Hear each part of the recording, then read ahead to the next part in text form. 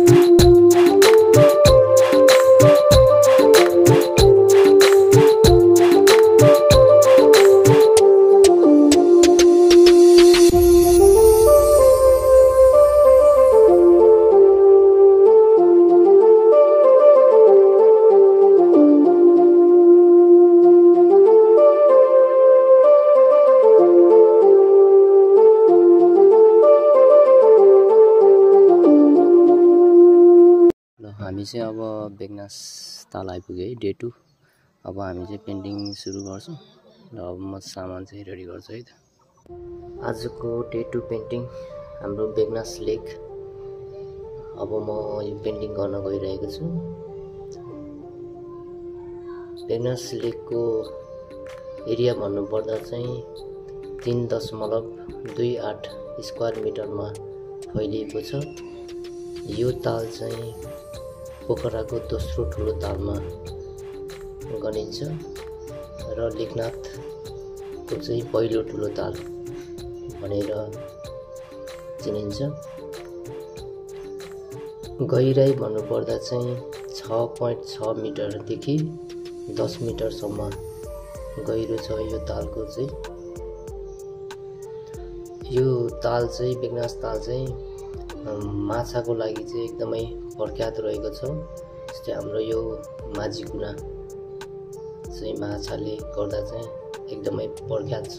तपाईहरु पनि माछा टेस्ट गर्नको लागि यहाँ आउन सक्नुहुन्छ र बोटिङको लागि पनि एकदमै रमणीय दृश्य अवलोकन गर्न सक्नुहुनेछ।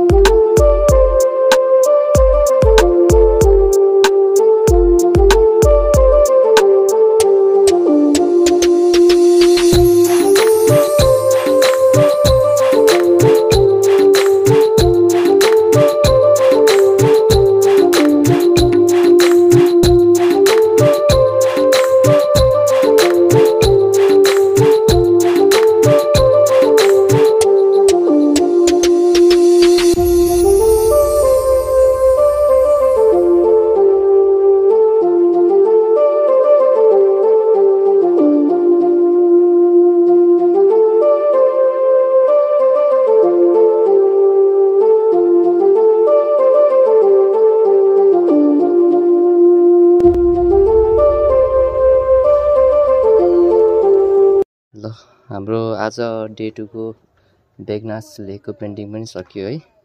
फाइनली लुक्स चाहिँ यस्तो छ है।